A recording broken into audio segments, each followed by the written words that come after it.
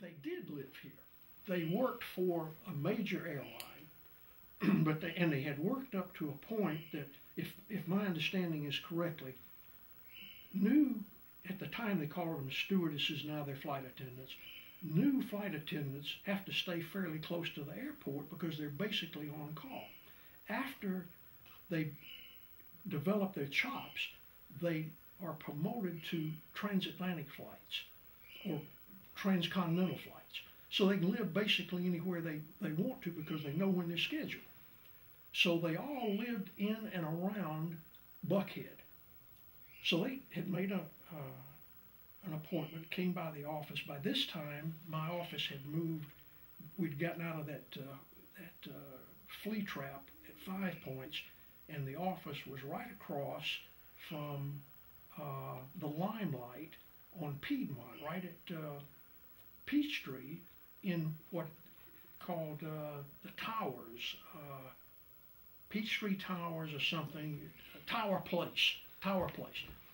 So they came there.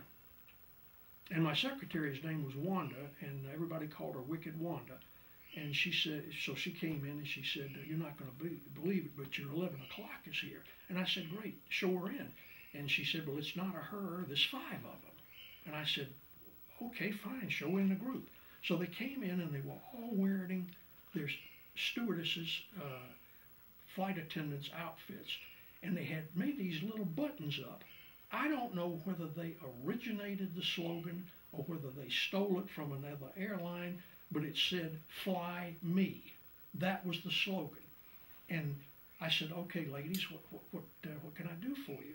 And they said, we all work transcontinental, transoceanic flights, and we've got it worked out to where one of us will always be on duty, and we're going to open a bordello in Buckhead, and we want you to represent us.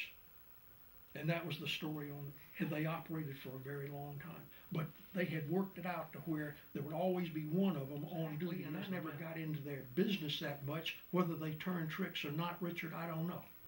I would say probably yes, because that's how they got the idea. Because if you look at it, they had the safest way in the world of clearing clientele, because they were on a plane with them for several hours. So they would know who they are, where they're from, know a little bit about them, so they were fairly safe. So it was basically what I would call bust proof. And that is what I think gave them the idea, because they got to a point, in fact, I'd bet a lunch on it.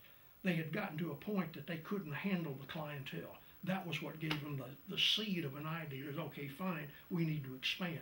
We need to bring other girls in. And part of the girls they brought into work were other flight attendants. And then they started bringing them in for college girls and so forth. But again, you got to remember, this is a different era. It's not like today. You see some of the girls on the street today, God knows what kind of diseases they're carrying, where they're from, what they're doing. It's a whole other world. But back then it was why I call it an era. It was apart. They set themselves apart.